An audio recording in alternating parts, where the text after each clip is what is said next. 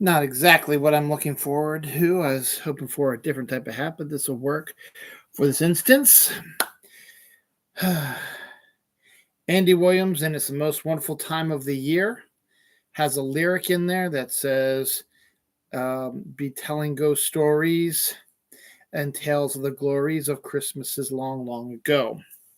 Um, and I always thought that was kind of odd. Why would he reference ghost stories in a Christmas song? And then we discovered Charles Dickens is A Christmas Carol. Hi, my name is Dylan Lang. I do a show called Dylan Knows. It's on every Saturday. I do it live every Saturday night around 11:30 p.m. and usually post it a few days later on my social media empire.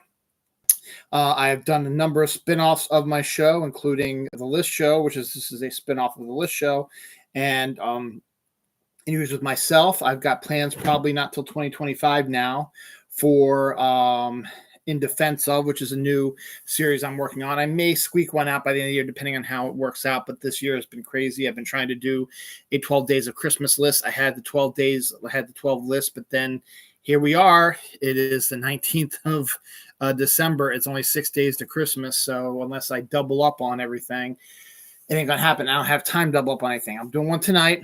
I probably do one tomorrow since it's Friday night. Probably do one. My regular show's on Saturday night, so I'll do my regular show Saturday night. Might do one in the afternoon or morning. On Saturday afternoon before the Ravens game, because Ravens play at 4:30 p.m. on Saturday. Sunday I've got all day. Maybe I'll do a couple there. And then Monday, I might wrap it up. I've decided not to do my 12 lists since Christmas is screaming up here real quick. So I just picked a few of the best ones. And one of them, And one of them right now is the top 20 best Christmas Carol adaptations. Charles Dickens' novel. It's a novella, really. It was, what's the word? It was printed in a magazine or newspaper weekly till the whole story was told, and then it was collected into one thing. It is one of the most recognizable stories from Charles Dickens, probably Charles Dickens' most famous one, even though he wrote a ton of them. Christmas Carol's probably his most famous one. It's also a very short one. And because it's short and because it tells a good tale about a miserly old man who gets visited by three ghosts at Christmas who try to tell him to change his ways before his life goes south. And he changes his ways, and that's how we do it. It's gone through a number of different iterations. It's iconic. You can set it probably in any time frame that you want, as you will see in this list. This is also not by any means the most is all of the selections out there. There was one where it was a woman was Scrooge, and she was the one that got Scrooged. I should have put it on my list, but I didn't because I don't remember. I saw it, but I don't think I ever watched it. You know what I'm saying. And I don't remember the name of it. Anyway, it was a Lifetime movie or something like that. But this, because Christmas Carol is so iconic, I will cover the different iterations of it through different pop culture stuff.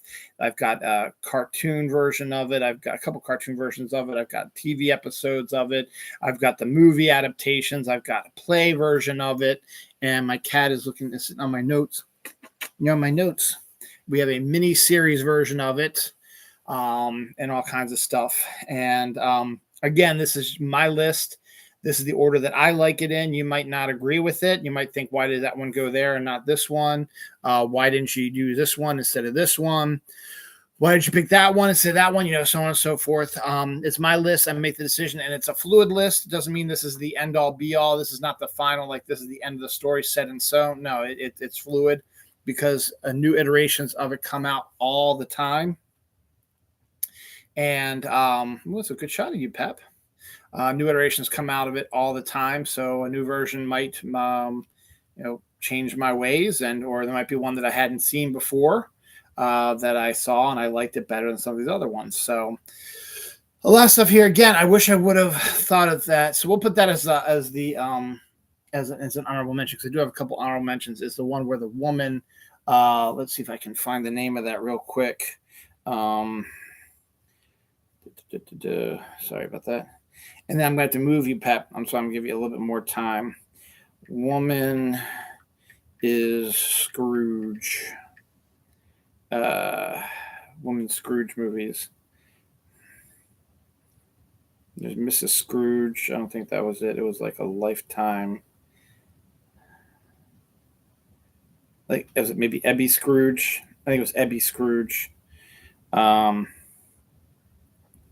Regardless, I don't remember what it is, but I think the idea of a female Scrooge is a really good idea, and I wish they would come back and do that or make a new iteration of it. It would probably be pretty good one. You could probably find a good one. Kathy Bates would be excellent in a version of that. So we'll see. But Pepper, I gotta move you. I'm sorry.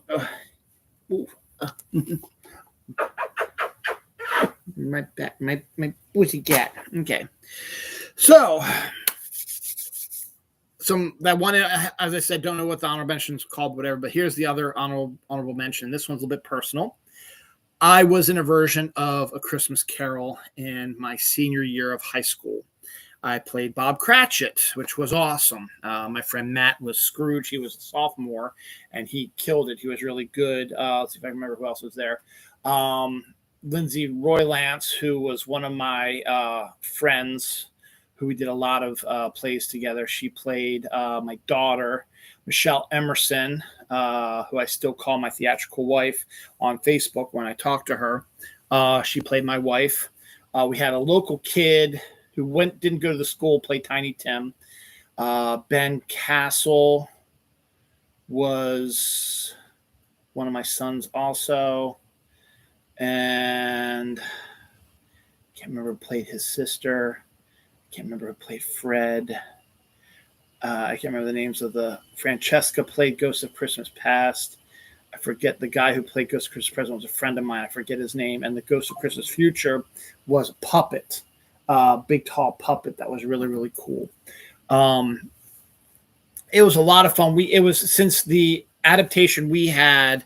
And my friend Josh Adkins was Marley. The adaptation we had was not long enough to sustain a 2-hour play in high school. So we teamed up with the chorus, who did a version of A Mall and the Night Visitors. And my friend Amy Dixon, now Amy Jordan, was the lead in that. My crush in high school, Andy Clark, was in it as well.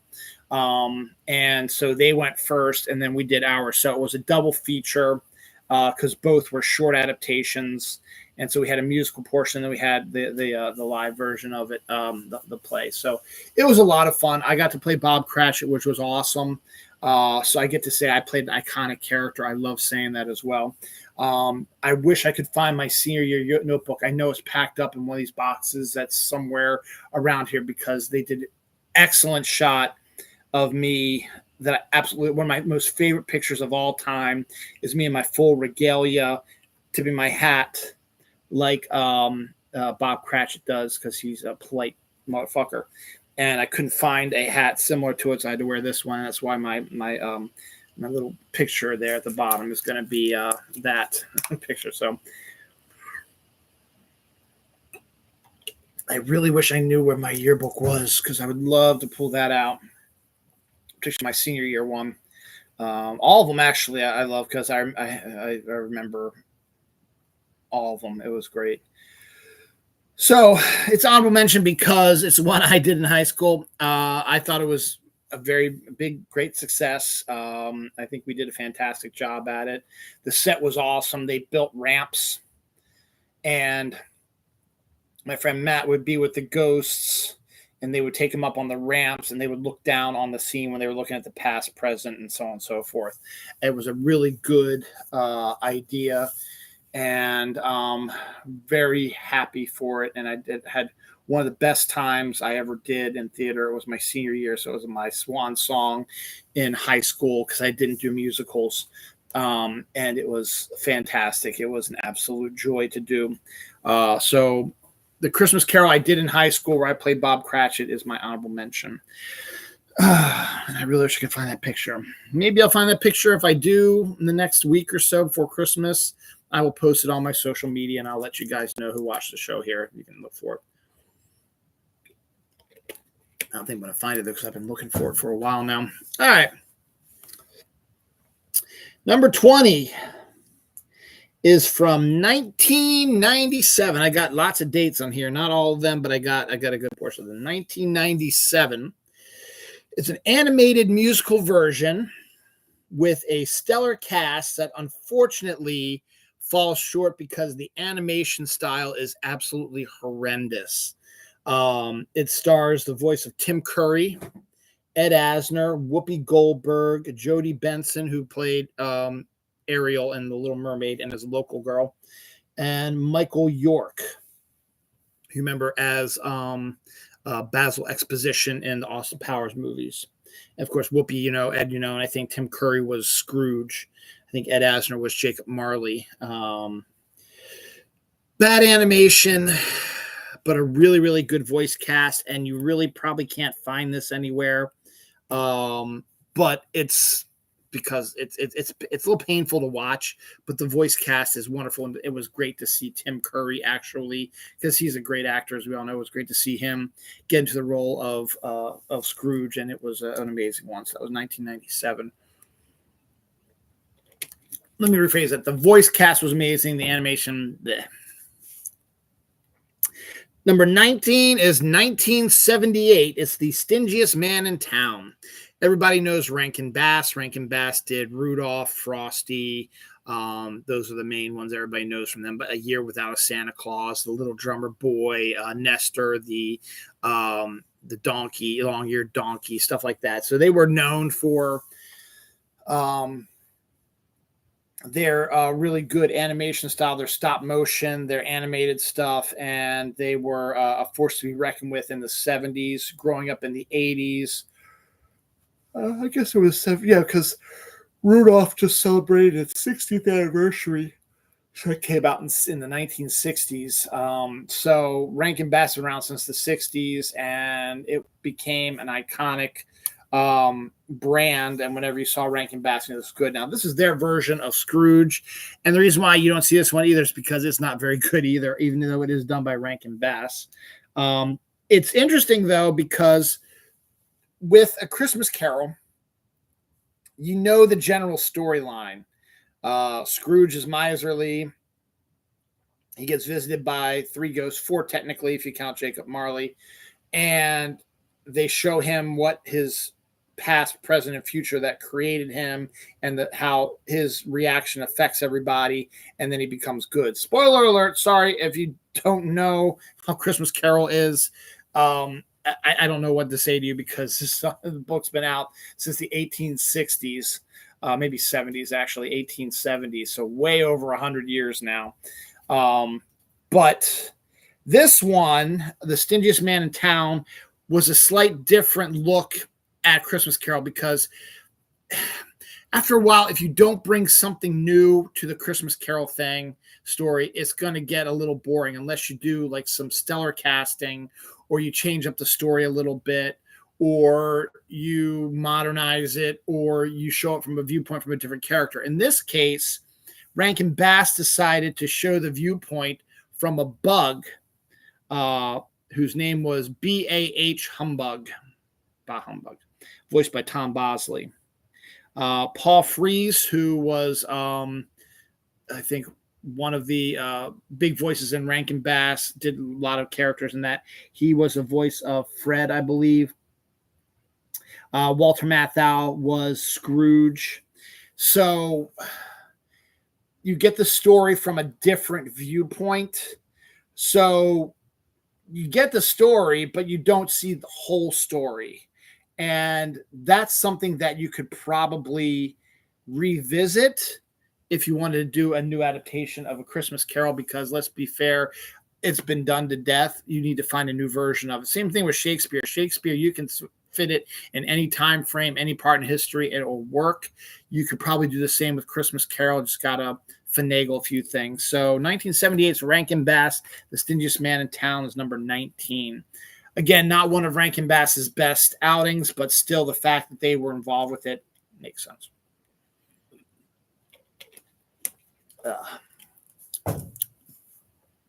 Number 18, a lot of people are probably going to be like, why do you have this down so low? And in the end, I probably should have pushed it up further. But here we are. Number 18 is Mr. Magoo's Christmas Carol. Now, I don't love Mr. Magoo as much as everybody else seems to.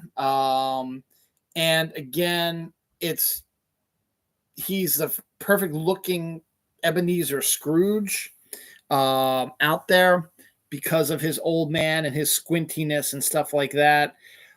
And Mr. Magoo's Christmas Carol was pretty much a general adaptation of A Christmas Carol with Mr. Magoo playing the role of Scrooge. But because it was Mr. Magoo, you had some of his tics and some of his quirks and some of that stuff work their way into the storyline.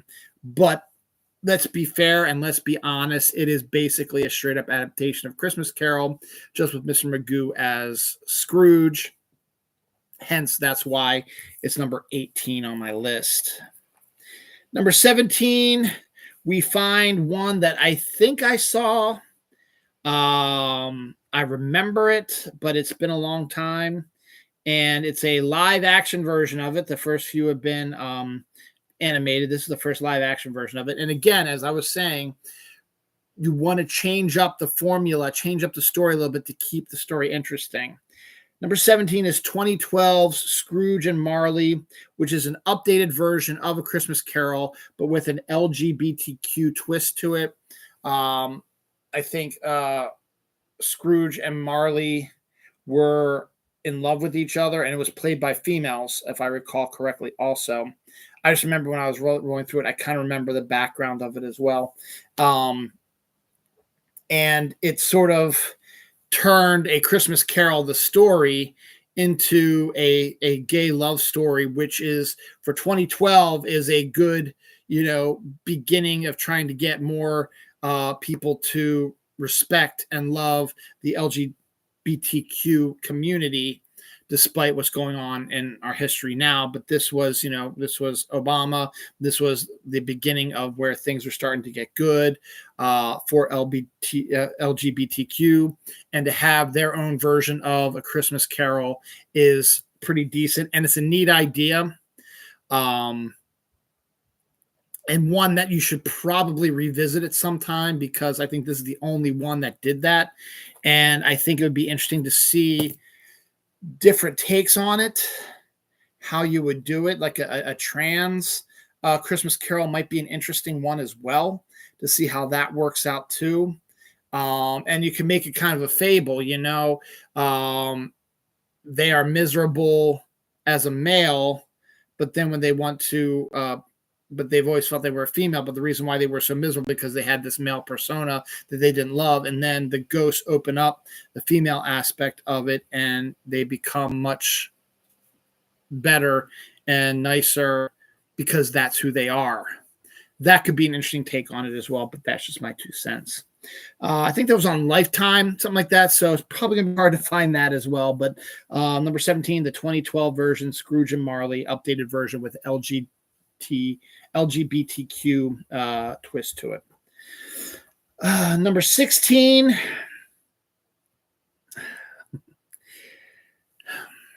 I had to put on here because, again, you can't keep repeating the same old stuff over and over again, though when we get close to the bottom, I kind of do. But in this case, A Christmas Carol is generally set in British, old-time British Christmas era, in the 1800s, 1900s, Charles Dickens era, with English actors in the roles. In this case, number 16 is 1979's An American Christmas Carol TV movie with Henry Winkler. And I believe it was a musical also. I remember seeing this maybe once, and Henry Winkler was the hottest thing since sliced bread in 1979 with Happy Days and the Fonz and all that. I struggling to try to remember much about An American Christmas Carol, and I think they change up the story slightly. to keep it a little bit fresher or to modernize it for the late 1970s, early 1980s era, and to Henry Winkler's capabilities as well, or style, I should say, because he's very capable. And giving it an American flavor instead of keeping the British aspect of it. And that's one of the main reasons why it's on this list. Is I don't remember it being that great, but the fact is I wanted to put a whole bunch of different styles of Christmas Carol on here, because if you did a whole list of all the same ones, it would be kind of boring after a while. So each one sort of brings something different to the table. And it's what makes it interesting. So 1979's American Christmas Carol, a TV movie starring Henry Winkler, I believe it was a musical, is my number 16. Number 15 is a fairly recent one. It might have been a year or so ago. And with the actors involved with it, you had to believe that they had to change things up a little bit to fit their comedic stylings. It's Spirited.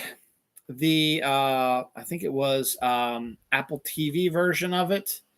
Might have been Paramount or Peacock. I think it was Apple TV's version of it that starred Ryan Reynolds and Will Ferrell. But there's a different aspect to it. It doesn't quite follow the Scrooge storyline, because when they're trying to Scrooge, I think it's Ryan Reynolds they're trying to Scrooge. He is aware that they're trying to Scrooge him, and he's not going to fall for it. It's one of these meta sort of, as if sort of like Deadpool did A Christmas Carol with Will Ferrell. And it's a musical on top of that as well. It's definitely a different version of the Christmas Carol storyline. It fits within the parameters, but again, it's more of a meta exploration of the storyline with two of the top comedic actors, where Will Ferrell sort of bottoming out a little bit, and you get Ryan Reynolds in there as well. Will Ferrell is always forever going to be connected to Christmas with Elf, and this is Ryan Reynolds' chance to try to do something as well. It worked somewhat, but is not a true classic in that, I got to watch it again over and over again. It was a fun escape, but it's not one that I'm dying to see over and over again. Number 14 is the 2004 musical version of Scrooge. This is the film version of the Broadway play. There's been multiple Broadway performances of A Christmas Carol, and most recently, this, since I said 2004, most recently, Alan Menken, who wrote a lot of the tip-top Disney films in the early 90s, he wrote the music for Little Mermaid and Beauty and the Beast and Aladdin. I think he's involved with that as well. So he's an icon when it comes to that. He wrote the music along with Linnea Hughes to do a Broadway musical version of A Christmas Carol. And it was hugely successful on Broadway. Might still be running for... Are you okay, Pepper? I'll have to clean that up after the show. You okay? So because it was hugely successful, they decided to do a movie version of it. And again, they got a hell of a cast on it. They've got Kelsey Grammer. They got Jesse L. Martin. They got Jennifer Love Hewitt. They got Jane Krakowski. They got Jason Alexander. They got Geraldine Chaplin in this movie version of it. And honestly, I haven't seen it since 2004. And I think I wanted to watch it due to the cast, because I'm a huge Jennifer Love Hewitt fan. And I think Kelsey Grammer also is an amazing Scrooge, would be an amazing Scrooge. He's got a great voice. Jesse L. Martin is an underrated actor, and Jane Krakowski is great. And then Jason Alexander just pops up. I think he's Fezziwig, I think, just pops up briefly, but he is still there, though, in the movie version of it. So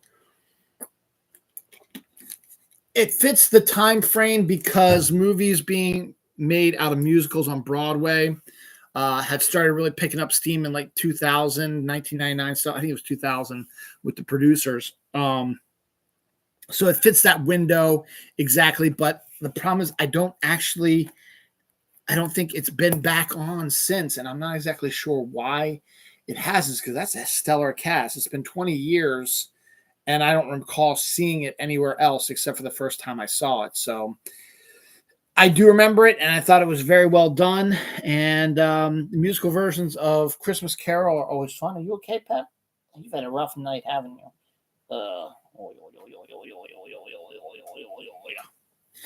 So my number 14 is the 2004 movie version of the musical of Christmas Carol. Number 13. We go all the way back to before I was born. It was the year my sister was born, 1970.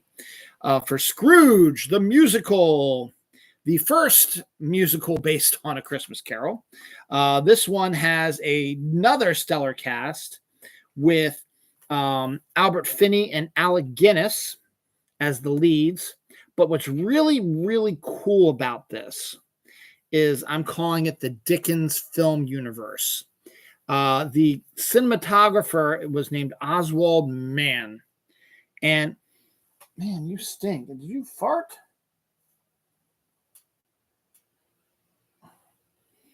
It smells bad over there. Oh, well. It smells like poop also. I don't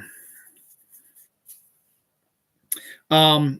But he was the cinematographer for the 1970 Scrooge the Musical, which was set during when the book was set.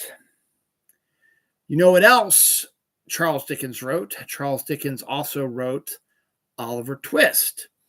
And they turned that into a musical called Oliver with an exclamation point. And it won Oscars, and it's a fantastic movie. If you haven't seen it, the film version of the musical is outstanding. He was cinematographer of that. So he reused the same sets that he used for Oliver for Scrooge with the exclamation point, the musical. And since both are sort of set in the same time frame, you could make a case that Oliver Twist was around and might have been one of the street urchins that Scrooge is talking about in A Christmas Carol. And Oswald Mann, who was a cinematographer, sort of made that distinction by doing the cinematography, which I think he won the Oscar for Oliver, and then using that same sets and the same design and the same level of how he ran the Oliver musical for the Scrooge musical. It wasn't directed by the same people, but that's neither here nor there. The fact that it's set in the same time frame, using the same sets, with two stories that were written by Charles Dickens and turned into musicals, leads me to the Charles Dickens multiverse universe. And I think that's one of the coolest things. And on top of that, it's Albert Finney and Alec Guinness. Alec Guinness, before he was Obi-Wan Kenobi. He did a lot of stuff before that. And they're both really good. Albert Finney is one of my favorites. He was in Big Fish, one of my favorite Tim Burton movies, or my favorite Tim Burton movie of all time. So it's Scrooge the Musical.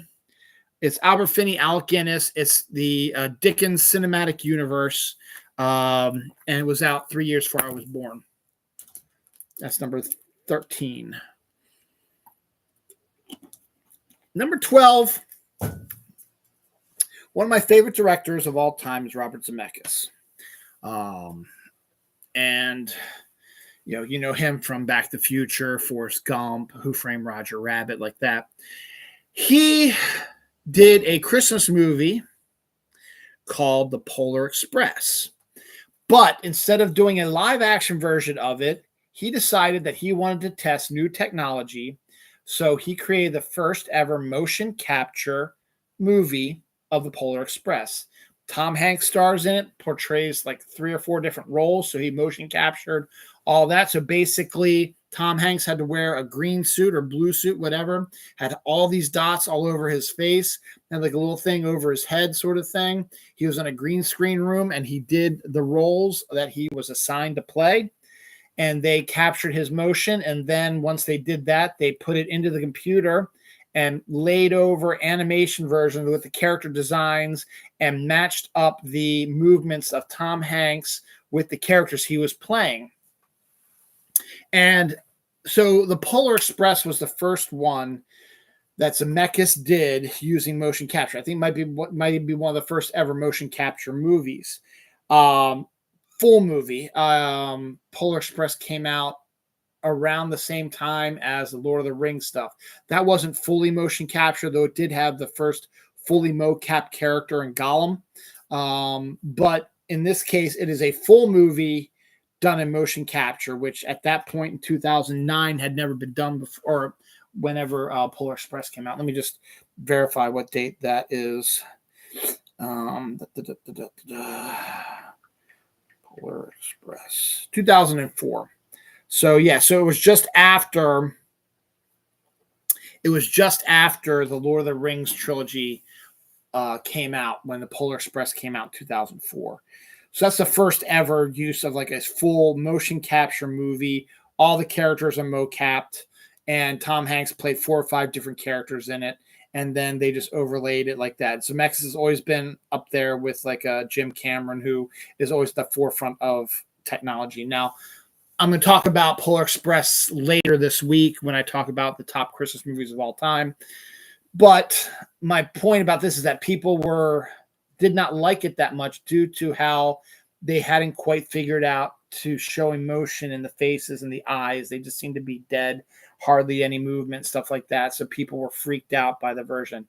You're completely wrong on that end, but we're not going to discuss that. So then Zemeckis enjoyed that a lot. So he decided to try it again, but do something different. Instead, he decided to do an adaptation of Beowulf. And he got Angelina Jolie and Ray Winstone, I believe, to be in it. And he mocapped them and made a vicious, violent mocap version of Beowulf. It's fantastic. It's great. I think it's a little underrated. And he worked on trying to get the expressions out a little bit more. He did a little bit better of a job, but it was only a couple years later that he did that. So Zemeckis was on for this run where he did that. So finally, the last one he did of all mocap film was 2009's A Christmas Carol, with Jim Carrey playing basically all the roles and mocapping all the roles and having to have it all. I don't think he played every role, but he played the majority of them. I think he played all the ghosts. I think he played Marley, to be honest. I need to rewatch it again. It's been a while. It's been a hot minute since I saw it. Let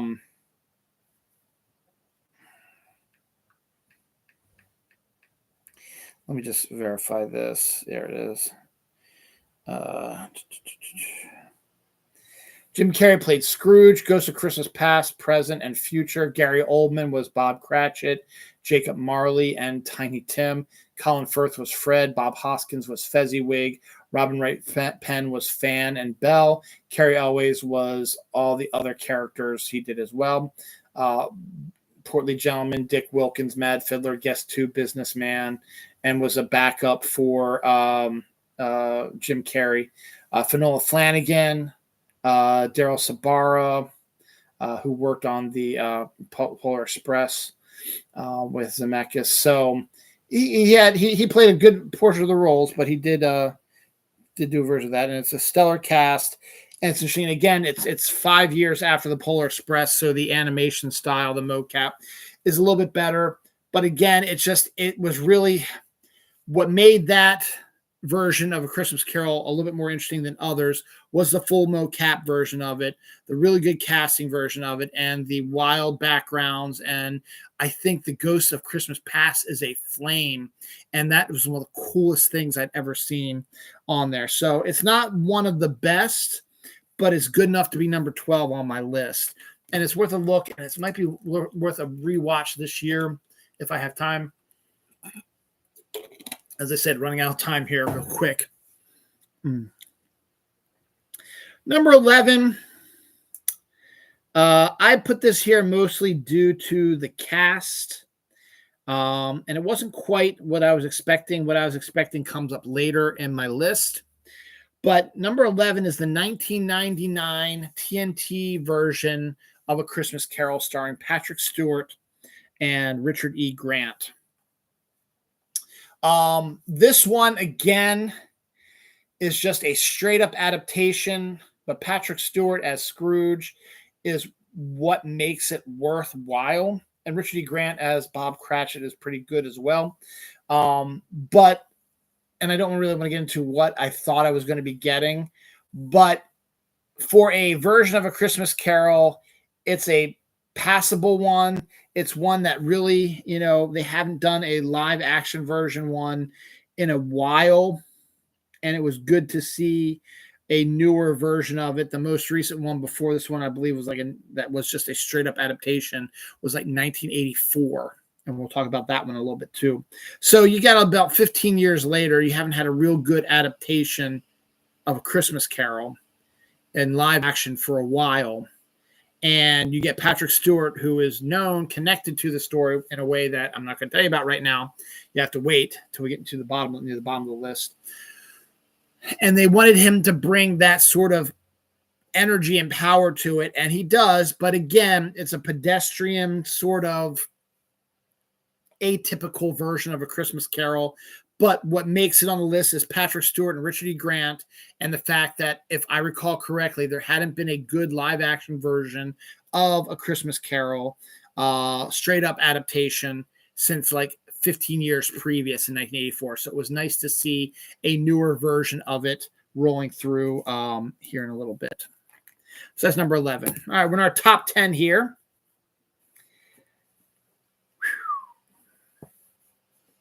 Get a swig here as we get to our top 10 here.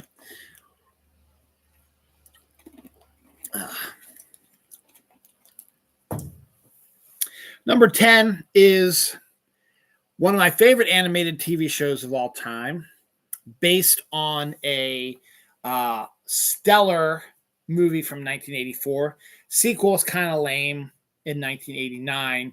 And then most recently has had a resurgence in popularity due to two legacy sequels that came up.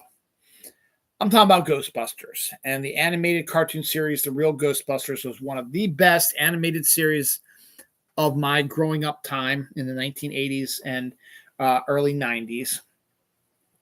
Crisp, clean, gorgeous artwork, very reminiscent of Japanese manga, slightly a little, or anime, I should say, slightly a little bit. Good cast. Arsenio Hall.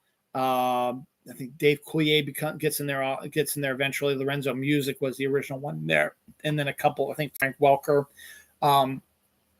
It brought Slimer to the forefront as almost like a dog character, a loyal partner to the Ghostbusters.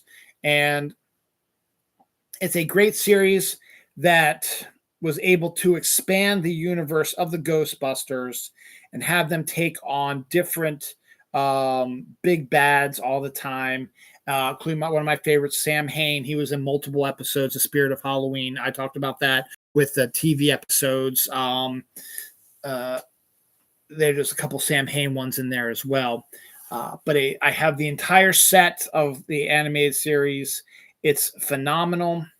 It's very well done. And I'm wondering how this new Netflix one is going to look. I think that's coming out next year. Should be interesting to see how that's going to compare to this one, because this one to me is brilliant. Every episode wasn't great, but there was a lot of really interesting villains. And Frozen Empire, which did come out this year, had a very real Ghostbusters feel to it, and I kind of liked that. I kind of dug it. That being said, they had a ton of episodes they had to cover, so not all of them were good, and some really expanded your belief a little bit. It's like, okay, it's a world where there are ghosts and people running around shooting them with lasers and catching them. It's science fiction, horror, comedy, whatever. It doesn't really exist. But then you have this story that sort of stretches credulity a little bit, but it's number 10 because it's an amazing premise. And again, that's why I said is to keep Christmas Carol fresh, you need to have different takes on it. And number 10 is the real Ghostbusters version of A Christmas Carol, where they're called out to like a mountain town or something like that, and they end up getting lost in the mountains, and then there's like this weird distortion. They enter the distortion, and it's Victorian era England, and someone is screaming that he is being attacked by ghosts. So Ghostbusters aren't thinking about it. They just think, okay, we got to go and do our job. They see this old man getting accosted by ghosts and ends up zapping them and capturing them. The old man is Ebenezer Scrooge, and the Ghostbusters captured the 3 ghosts of Christmas. So when they realize what's going on, I mean, they leave through the portal again and are back in the real world that isn't quite the same.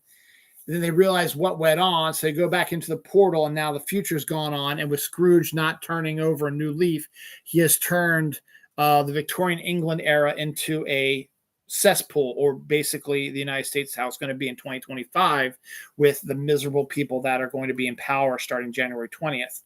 And we're already seeing their stuff right now, but we're not going to talk about that right now. So it's a miserable experience. And once they figured out how they do it, they had to figure out a way, because they can't release the ghost for some reason. I can't remember the scenario why they couldn't release the ghost and have them finish the job. So they end up having to Scrooge and end up winning the day. But the fact to have a story where the Ghostbusters catch the 3 ghosts is really funny. And in fact, there's a meme that's been out there recently around this season, a sequence from Scrooge, which we're going to talk about in a few minutes, where Bill Murray is talking to the ghost of his Jacob Marley. And Jacob Marley, the Jacob Marley character is like, it's not his name, but that's the character he's supposed to be. He'll be visited by 3 ghosts, and Bill Murray goes, "I'm not afraid of no ghosts," which is a Ghostbusters line, which is funny. It's a premise that people have thought about before, is that what if Ghostbusters had caught the 3 ghosts of Christmas? And it's an interesting premise, and I just don't remember how it all came to play, but it did makes you have to go, a portal to a fictitious land that doesn't really exist, because there never was an Ebenezer Scrooge. There are people like him, but there was never an Ebenezer Scrooge, and no ghosts exist at that time to go around and change the past. And yet this happened in this story. It kind of makes you go, but then you got to remember it's a cartoon based on a live action film, but they do so much crazy stuff in the cartoon that at that point you just sort of nod your head and go, okay, I got it. The story is a great idea, and is an idea that where they Scrooge because of the ghosts don't make it for whatever reason, or ghosts don't exist, is something that's going to pop up later on in my list. So that's number 10 is the real Ghostbusters, where they capture the 3 ghosts of Christmas. And then all hell breaks loose and they have to help fix it. Number 9,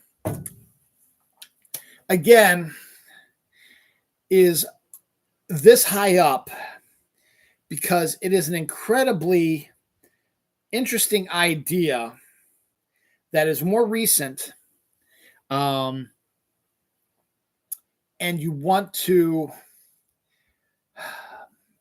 stretch the credibility of the story, because for the most part, The Christmas Carol is a fairly saccharine story about an elderly guy who gets shown his past, that all the mistakes have turned him from being a young, idealistic person to the miserable miser he is now, to the present, where he sees how his miserly attitudes affects real people, including his nephew and his employee.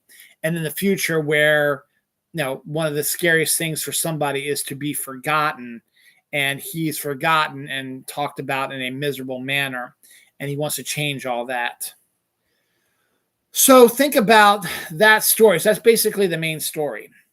So let's just say, in this era, as I said, in the 20s of the 21st century, we've been having a lot of stuff where people have decided once something gets into the public domain, they're going to turn it into a particularly kids stuff from Disney. They're going to turn it into a horror movie. Winnie the Pooh, Popeye, The Grinch have all been. Bambi's going to have one here soon. Have all been. Peter Pan is going to have one. The Seven Dwarfs have one. And they turn these innocuous fairy tales, family stories into horror, dark storylines. And since it was the style at the time, a filmmaker in England decided we need a new take on A Christmas Carol because it's the same old story over and over again. We need a new version of it, which is a bit more adult, as it were. Number 9 is the 3-part Guy Pearce version. It is a much darker storyline, particularly where we learn that when he was younger, when he goes back and sees his past, we see him getting sexually abused by the priests or whoever runs the school that he's at. And then in the present day, we learn that he was going to fire Bob Cratchit, but Bob Cratchit's wife came to him and offered to do sexual favors for him in order not to fire Bob so that they would have money and when he wouldn't lose his job and they wouldn't be poor and outcast on the side. And then in the future, instead of Tiny Tim just dying of his illness, they have Tiny Tim drowning in a broken ice pond. And we also learn that after she was kind of forced to do these sexual acts on Scrooge, she was the one that called the ghost to haunt him, which is just a bizarre story. And the whole thing is a dark, disturbing storyline. But somehow it was an intriguing, way different version that no one was ever looking for, because you can do new versions of A Christmas Carol, but the storyline is pretty much the same. And while the storyline here is pretty much the same, they changed just enough to make it a little bit more darker. Whereas we talked about all the stuff already, it also doesn't really have a finality happy ending. It just sort of ends with Scrooge saying he'll try to do better. But we do not see him do that. And we do not see how that could be after he sexually did sexual favors for Cratchit's wife, and how that can still instill in him goodness when he saw that she would do anything for her family, and that's always going to be there. Yes, it's a darker aspect of it. Yes, the sexual abuse aspect from the past is a different story, but sometimes you just need to slap somebody in the face and get them to look at something in a different way. And it is dark, and it does end not in the best way. And there's a lot more adult aspects to it. In the end, though, that's what makes it intriguing and kind of interesting, and that's why it's number 9.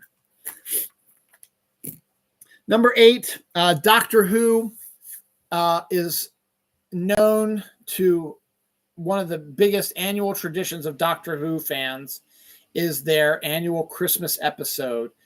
Ever since 1963, when Doctor Who first came out, and when Christmas Day comes out, they like to have, families are all together. So they try to get the families all around the TV and watch a brand new episode of Doctor Who set around Christmas, a Christmas episode. in between all the story arcs. So it turned this into an annual tradition where almost every year since 63, there has been some version of a Christmas special on Christmas Day on the BBC that the English go and sit down. It's a tradition for them. It's like us watching football on Thanksgiving. They sit down and they watch the Doctor Who Christmas special. Usually it's on around 5 o'clock their time. So it's either right before dinner or right after dinner. And it's classic. It's something that's been there forever, it's tradition. And then when they rebooted Doctor Who in 2004, they did not do one for the Ninth Doctor, Chris Eccleston. Excuse me. But they did introduce David Tennant's new Doctor in the first Christmas episode of the new version. Not my favorite episode, actually one of the weaker ones, to be honest. But after that introduction, all of Tennant's have been pretty good. And then after he handed over the role to Matt Smith had a few good episodes as well. And then all the other ones have had at least some version of it. Now, the female one had a whole brand new Chris Chibnall didn't want to do a Christmas one, ended up doing a New Year's one, I think. So kind of the same thing, but not quite. And that kind of disrupted the flow for the fans of Doctor Who. And that's one of the reasons why they don't like that Doctor Who year. But when Russell Davies came back with Ncuti Gatwa on Disney Plus, they introduced him in a Christmas they introduced him in the Return of the Tennant 3-parter, but his first full-length by himself Doctor Who saga was a Christmas story that introduced his companion. And then we're getting his second Christmas special will be out in 6 days. So we're going to get a new one of those as well for Ncuti Gatwa as well. But the one I want to talk about was Doctor Who does different aspects of it. They take different versions of pop culture of that and turn it into a Christmas sort of special, but then come up with their own creations as well. One of my favorite ones is Tennant is on board the Titanic in space. The Titanic hits something, it's going to crash. He's got to save the day. They've got crazy villains and stuff like that. But they did do a version of A Christmas Carol during the Matt Smith era. And Michael Gambon, who went on to play Dumbledore, was the person who got the Scrooged aspect of him. He was a hardcore, rough and tumble guy who the Doctor decided he wanted to Scrooge him into becoming a good person, because the whole point of him turning in this way was the lost love, which is honestly, if you think about what happened to Scrooge, is kind of similar to what happened to him. So instead of having ghosts, since the Doctor is in the TARDIS and can time travel, he took Michael Gambon's character and took him actually physically to his past and physically to the present to see what's going on, and physically to the future, because he's a Time Lord and can do that with the TARDIS. So instead of there being 3 ghosts, it was Matt Smith's Doctor being all 3 and the TARDIS being the version to try to take them all. Not one of the best Christmas ones that Matt Smith did, but still a passable one, a fantastic performance by Michael Gambon, and a different enough take on a Christmas Carol storyline that it seemed fresh and new, while at the same time being familiar as well. So number 8 is Doctor Who, the Matt Smith Doctor Who Christmas Carol with Michael Gambon.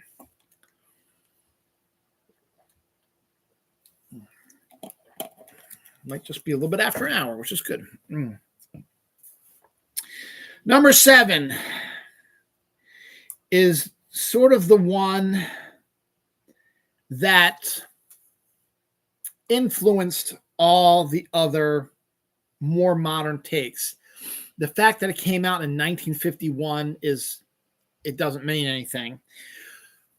But it was the version that cemented what a Christmas Carol story, movie, adaptation, whatever, could be, the way that they produce Scrooge, how they produce the ghosts, and how it's done, stuff like that.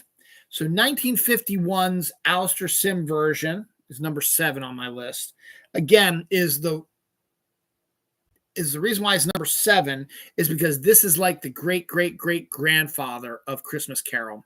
Yet the book is the main ancestor, obviously.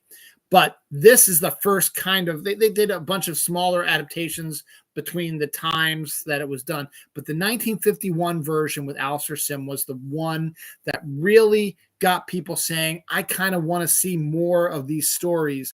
They liked how it was done. They enjoyed it. It was a first time that they'd seen that sort of story up on screen, and they're like, okay, I get it now. And that's what makes it good. And that's why it's number 7, is because it is again, fairly pedestrian adaptation of the story, but it's the one that sets up what we all think now in 2024 as what a Christmas Carol movie should and could be when done in the regular time frame. Or even, as I said, even as so far as the ghosts, how they look, is yes, you're using descriptions from the book, but you don't actually, you can use your own imagination about what Dickens means. But when you actually physically see it on the screen, boom, it becomes ensconced in your brain. And so everyone who makes a Christmas Carol adaptation uses what they saw in the Alistair Sim version and brings it to life in their own sort of way. But it's the general basis of the character is set during the Alistair Sim, was set up by the Alistair Sim adaptation, which obviously, yes, is just taking the descriptions that Dickens wrote,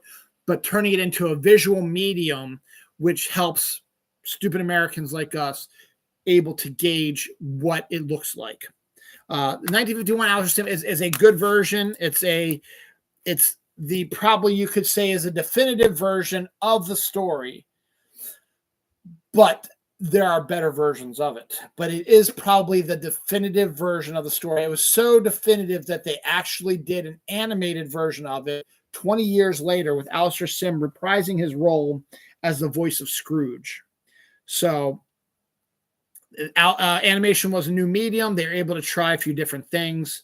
And that's why I didn't put the 1971 version in it, because it's so connected to the 1951. You can maybe combine them as sort of one sort of story. So number 7 is the Alistair Sim versions. Number 6, I was talking about what the real Ghostbusters did, where after they caught the ghost, they had to Scrooge to get him to turn back into to turn the town they were in back to the way it should be by the end of the story. In the 1980s and early 90s, actually late 80s, early 90s, there was a fantastic science fiction show called Quantum Leap. Scott Bakula, Dean Stockwell were the two main stars in that. Donald P. Belisario executive produced it. He was the guy that did Magnum PI. And the premise is basically Scott Bakula has like 7 doctorates, and he created a way to time travel. But you can only time travel in your lifetime, and you will have to inhabit, if you want to time travel, your physical body will not go back in time. You will have to inhabit a body from that time frame, and you just basically switch places. So the person you leap into will be transported to the future and held in a holding area where everything will be explained to them while Scott Bakula does his thing. Now, when the first episode came out, he had to test it because the government was going to shut down the funding, and he had to test it so they wouldn't shut down the funding. And that's where all this came out. So then they discovered that in order for him to leap into the next body, he had to change something in this person's life. That's why he was directed to land in this person's specific body. As I said, time travel was you have to take over a body from the past in your lifetime. And why it's a random choice, you think, but the premise of the show is that it's not quite random. You've been brought into the body of this person because something is about to happen that's going to change their history and their family's history and their friends' history for the worse. You need to fix it, make sure it doesn't happen before you can leap again and try to make your way back to the future and back to your own body. That's the premise of the show. Now, Dean Stockwell's character was his partner, who can be seen in a hologram that's only attuned to Scott Bakula's mind frame, so only Scott can see him. I forget Sam Beckett. Only Sam Beckett can see Al Calavicci's the guy from the future, who has a handheld computer which is giving information to Sam about how to help this person. And also he's sort of a backup to help Sam out and also be like a sounding board for Sam as well, even though nobody else can see him. Now we learn as the show progresses that there are people whose brains are tuned that they might be able to see Al. And the mentally ill, babies, and animals are all ones that can see Al's holographic form. Number 6 is the Christmas episode of Quantum Leap, where Sam leaps into a Bob Cratchit type of character who's working for a Scrooge type of character in 1980s, early 1980s sort of Bedford Falls sort of place. And he works for an evil Scroogian businessman who wants to shut down or close the local food bank or homeless shelter so that he can build his massive giant building, which would be a testament to himself, and leave his mark on the world. And Sam plays his Bob Cratchit character, who plays his assistant, who's beaten down on, underpaid, and is forced to kind of be chauffeur and butler and all this stuff to him. And Sam, of course, character doesn't think that this is a good thing for him to do, so he is assuming he leaped into this body to stop this guy from taking over the homeless shelter and causing more homeless people to lose their lives and to go hungry and stuff like that. The problem is, what makes this episode really interesting and gives it the Christmas Carol quality is because due to fate, call it karma, call it luck, the Scroogian character, his brain waves are very similar to Sam's. He can see Al. Now, he doesn't trust what he sees because it's this guy that doesn't look like he belongs, talking in a weird way, holding a weird device, and Al is not stupid. He notices, like, oh, fuck, I got to get out of here, and disappears because he can't be seen. And they realize this guy has the same sort of brainwave, so he can see that. So Sam is trying his hardest to try to figure out how they're going to save this homeless shelter. And there's a woman who works there that is, that the Scroogian character is attracted to, and she's sort of attracted to him, but his attitude is not right. And Sam decides that he's going to try to use that against him to try to get him to fall in love with this woman so that I can't destroy her homeless shelter because I love this woman. And it seems to be working, and then he fucks it up. And that's the first half hour of the show. So you still have a half hour to go. So then the Scroogian guy gets all blah, blah, blah, blah, blah. And the woman's sad because not only is it going to lose her homeless shelter, but she does kind of like this guy. And she feels bad about it. And Sam feels guilty because he fucked it up. So now so him and Al have to come up with an idea. And all of a sudden it was like a light bulb. They say, hey, he can see you. And you're from the future. And we have sort of, we have a history of this guy. So why don't you use Ziggy, which is the name of the handheld computer, to create sort of a Christmas Carol story, Al being the three ghosts. Here's the past. Here's your, and you can pull up, stories about, his father, who was a good man, and how the money was spent and all this stuff, and then where it went bad. And then the present day is just easy. You show them what's going around them, show them the woman again. They can, they get talking again, stuff like that. And then you show them the future, where you can show them what the building looks like. But then there's something, I forget exactly what changes his mind in the aspect. So they end up trying to Scrooge this guy. And it's so funny is that Al dresses as Jacob Marley for the whole thing. So his face is all pale and he's holding chains and stuff like that. It's one of the funniest performances by Dean Stockwell, and it is outstanding. And that's why it's number 6. It's a great one-off Christmas story, ends how it's supposed to end, but it's a definite different take on A Christmas Carol, modern day 1980s, and one person instead of 3 ghosts, and using facts from the future, the present, and the past through your computer to show this guy, this is what's happening. This is what's going to happen to you. This is what happened to you. So that's a great one. Episode 6, oh, not episode 6. Number 6 is the Quantum Leap episode. So number 11 was the Patrick Stewart TNT version of Scrooge. And I was hinting about a different Patrick Stewart thing. One of my regrets in life, it's connected, is that during the mid to late 90s, before the version of Christmas Carol came out that Patrick Stewart did for TNT, Patrick Stewart every year would do a one-person show of A Christmas Carol on different stages, mostly England, East End. I think came to America once or twice. I don't think he ever came to Baltimore. He might have, but I never got to see it. It's a one-man show of A Christmas Carol, and that's number 5.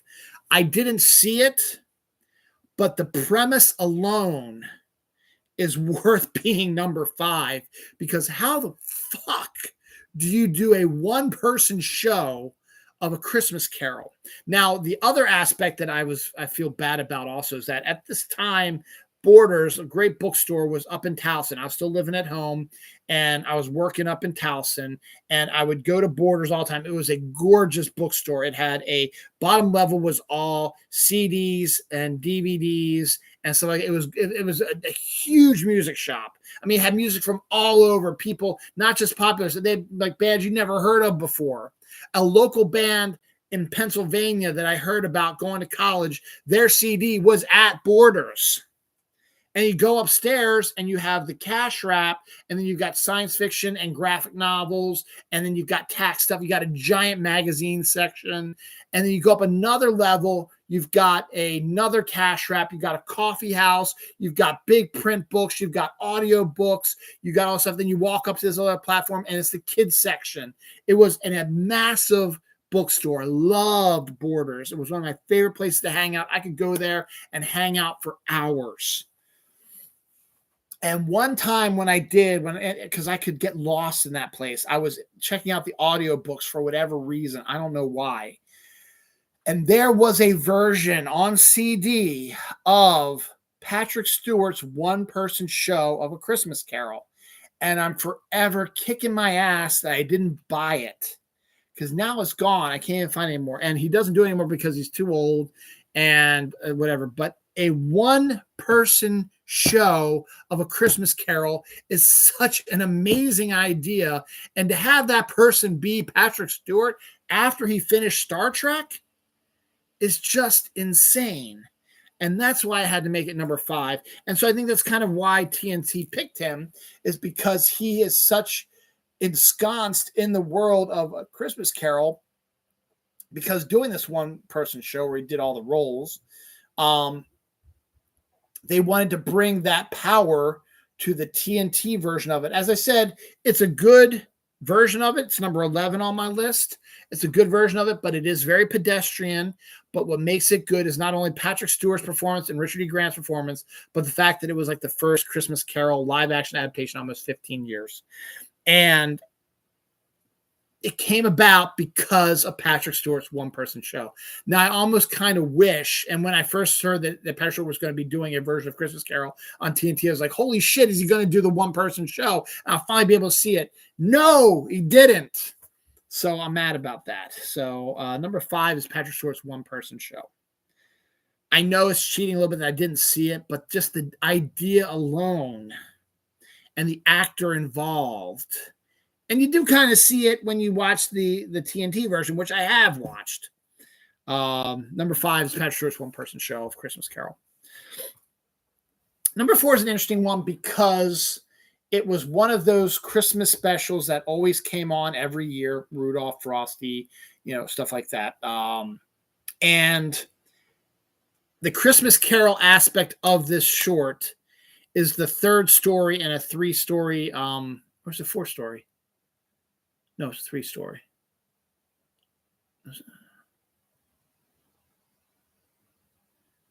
See, is it 3 or 4-story one?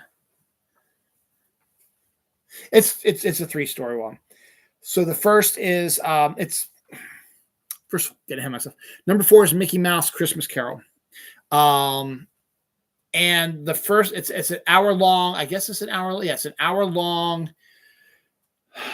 version as TV special, which I am going to be doing a Christmas special show. None of the specials that are Christmas Carol are going to be on there, even though they probably deserve to be, but because I have them on their own list, they're not going to be on the Christmas special list. Just letting you know, FYI.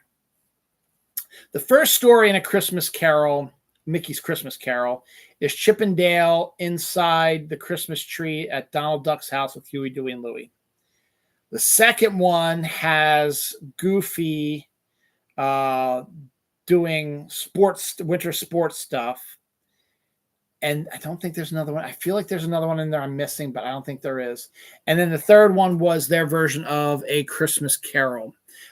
Scrooge McDuck, who's always been known as Scrooge McDuck, and not because of Christmas Carol. He might have been named after it, but Scrooge McDuck, that's been his name since his creation in the 1940s.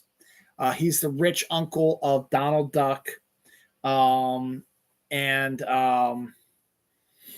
guess he's also Huey, Dewey, and Louie's like second uncle or whatever. I don't know, maybe grandfather. Regardless, whatever. So, but he is filthy rich, and you know him, seeing him swing around his safe and all the gold coins.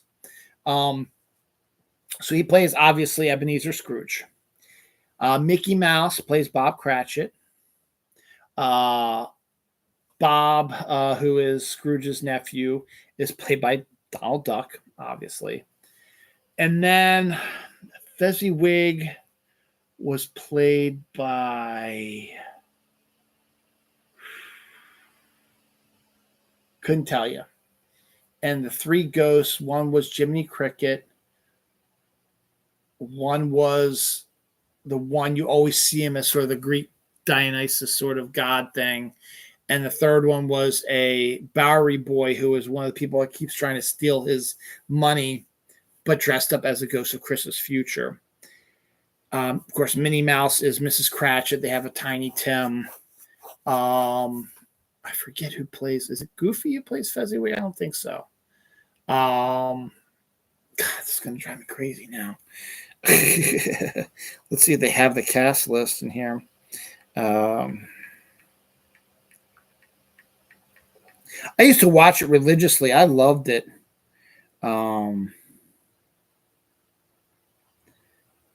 Jacob Marley is Goofy. Ghost of Christmas Past is Jiminy Cricket. Fezziwig is Mr. Toad. Isabella is Daisy Duck. Ghost of Christmas Present is Willie the Giant. Tiny Tim is Morty Mouse. Ghost of Christmas Future is Pete of the Bowery Boys. The Grave Diggers are the Weasels. But yeah, that's what it is. So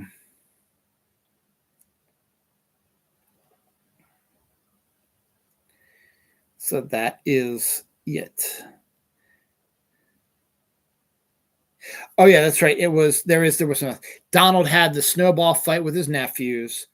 Mickey Mouse got the Christmas tree with with Chip and Dale in it, and Pluto was involved with that, and the Goofy was doing the art of skiing.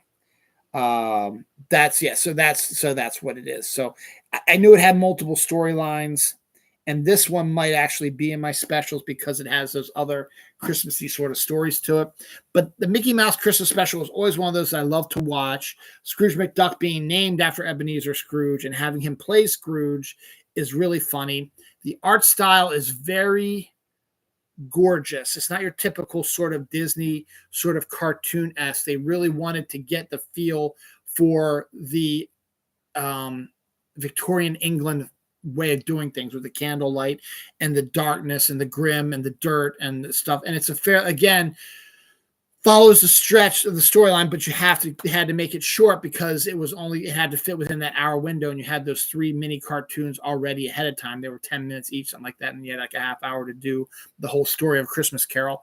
But they pull it off. It's actually a really good, fun, entertaining, and I need to see it again. I don't think I have a copy of it, but it's a fun one to watch, and the shorts before it are also a lot of fun too. And I had to make it number 4 because I really, really love this version of it. It's just, it's probably maybe the best animated version of it, in my opinion. But what do I know? Number 3, we have, to me, is the most accurate, and yes, Alistair Sim's version, 1951, is the definitive version of it, but number 3's 1984 George C. Scott version of it is a very close second. It is the most accurate because the Alistair Sim one shortened the movie and excised some of the storylines and shortened the storylines from Dickens's story. The George C. Scott one was a 2-hour movie, TV movie sort of thing, that actually kept some of the storylines in. You get much more of you get the same thing. You get him at school. You get him with Fezziwig, and you see him with his sister, and then you see him fall in love with the woman, and then you have the present day where he sees the Cratchits, and that's really about it for the present. And then you have the future where you see all that stuff. In the book, there's a lot more characters, a lot more fleshing out of characters involved in the past, present, and future story. I'm sorry, Bob is in the present as well. Bob Cratchit and his nephew Fred. Excuse me, his nephew Fred. His Christmas as well is in there. So the George C. Scott version is probably the most accurate adaptation of Dickens's classic, probably the best adaptation of it.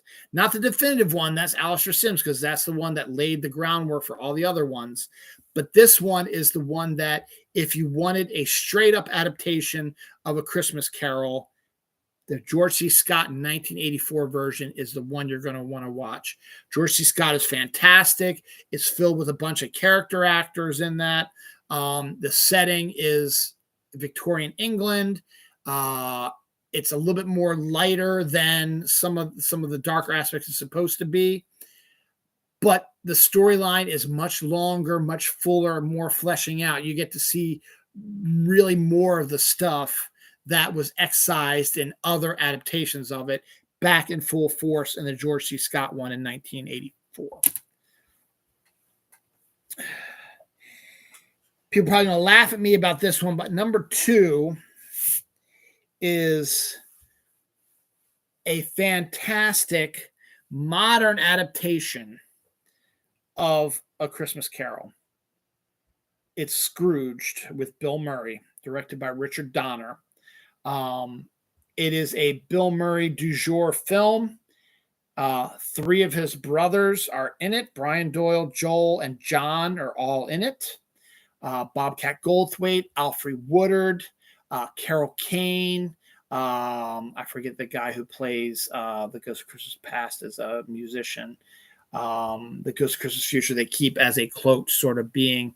John Glover, who is a local guy, went to Towson University. He's in it as well.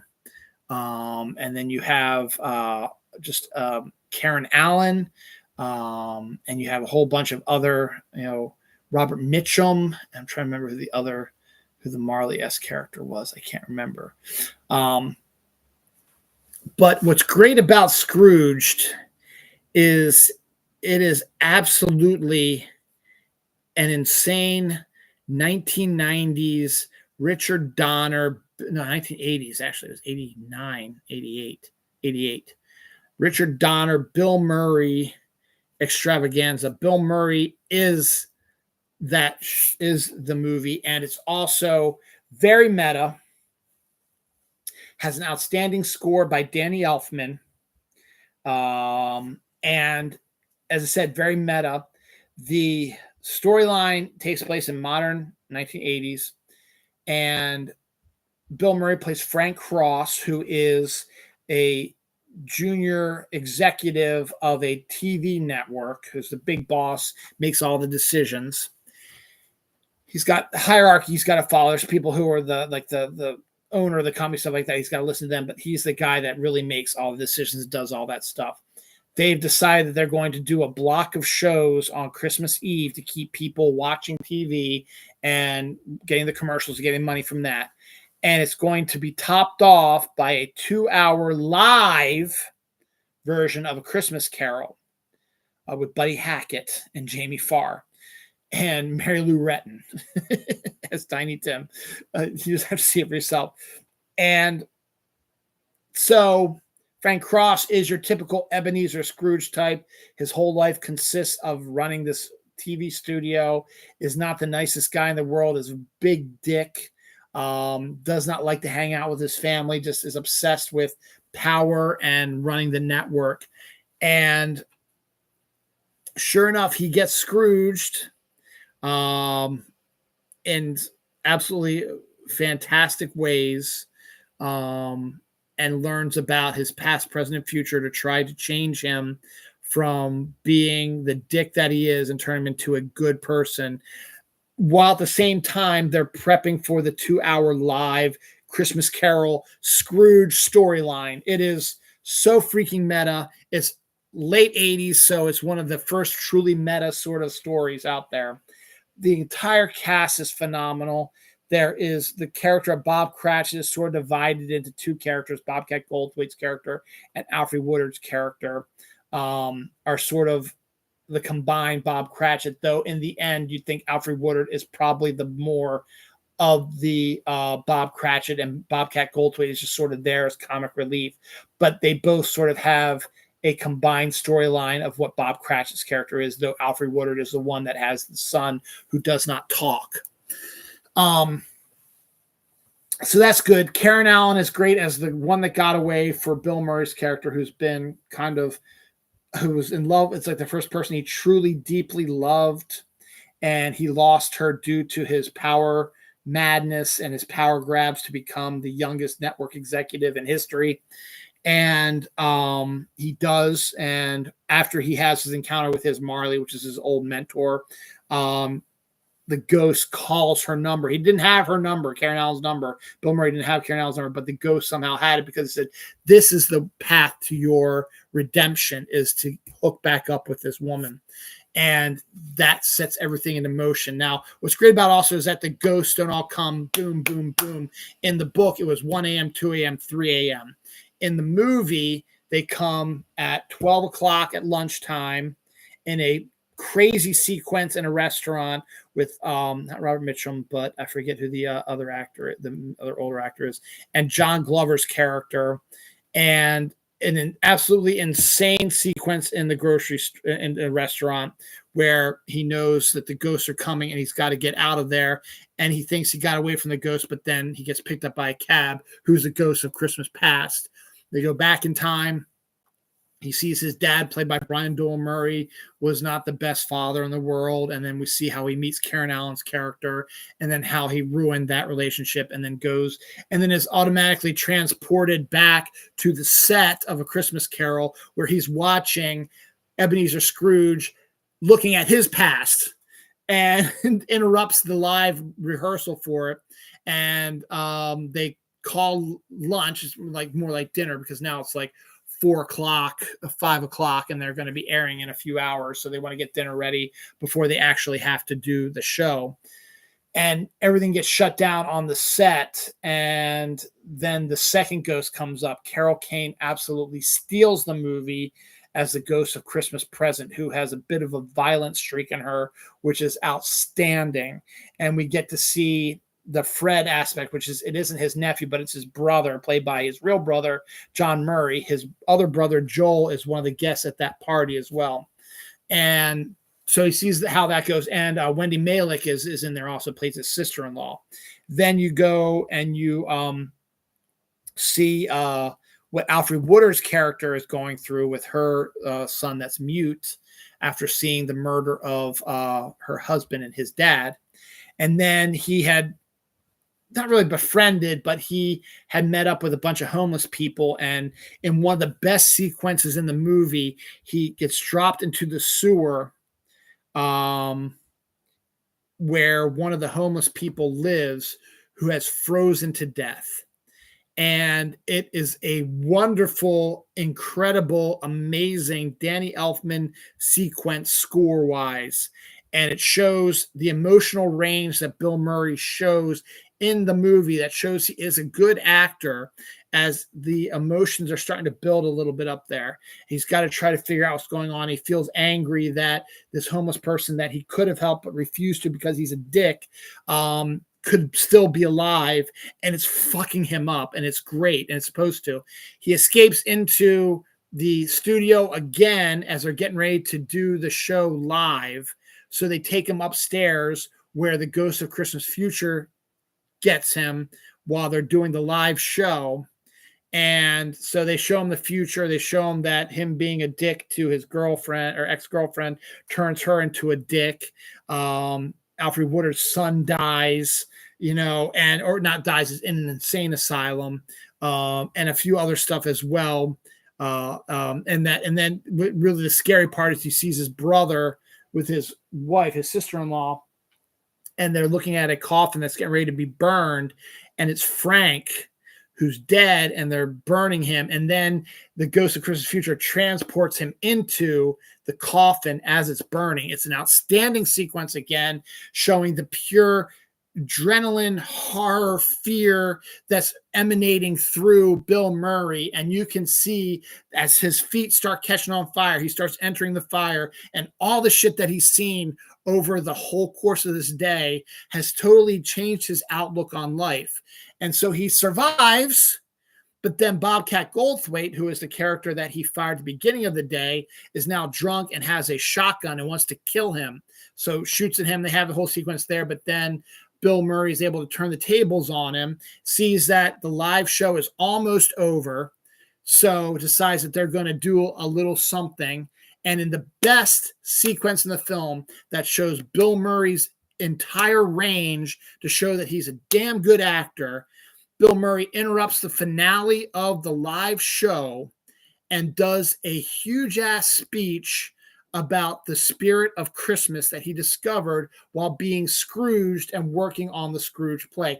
It is a complete full circle, meta, incredible storyline, and is one of the longest speeches by one actor without a break, and just showing the amount of seeing the Christmas spirit welling up inside him, growing, welling up inside him, and wants to come out. And it does in a most amazing, spectacular way.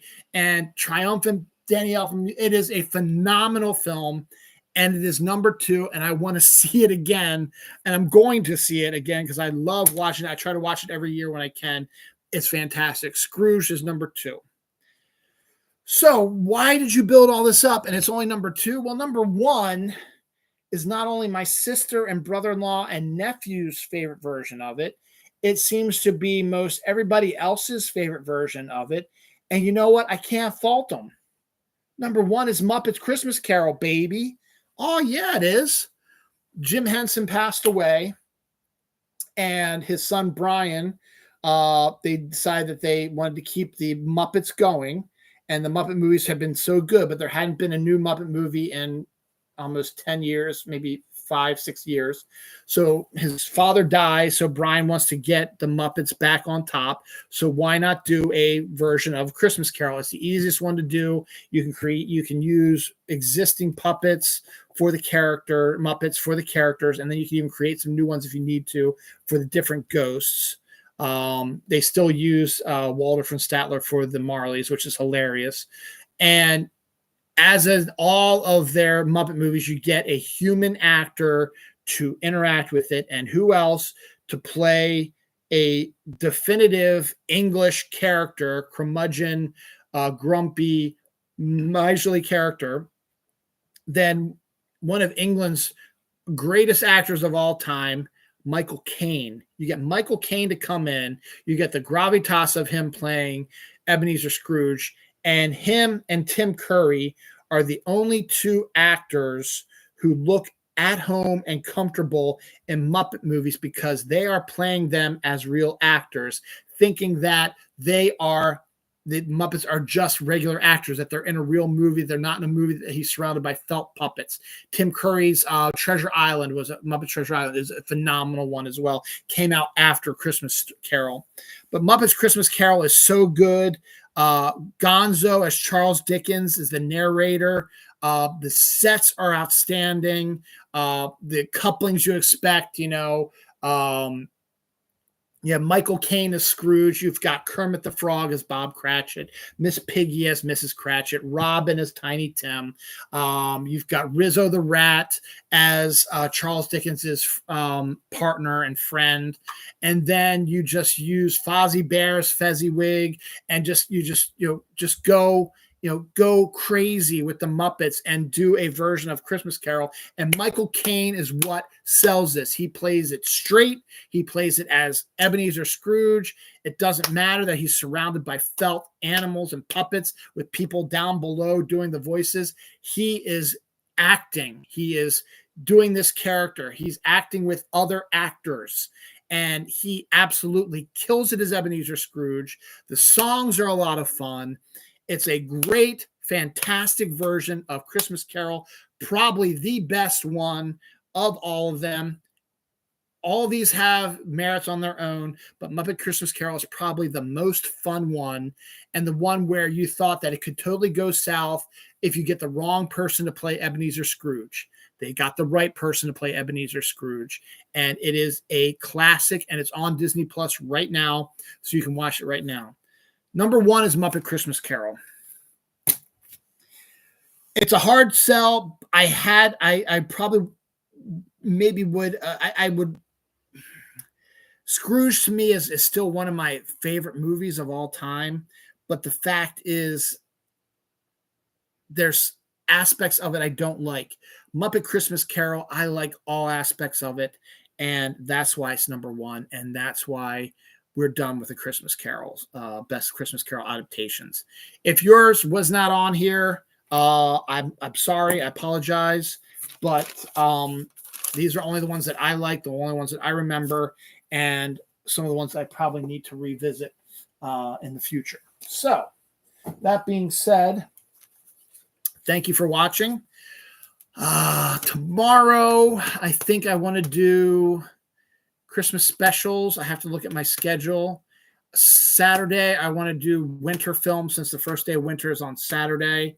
And then I want to do TV episodes, and I need to do the two-parter with the best Christmas movies of all time. Now, just to reiterate, Muppet Christmas Carol will not be on the best Christmas movie list. Scrooged will not be on the best Christmas movie list. None of the movies on here will be on the best Christmas list because you have your own list.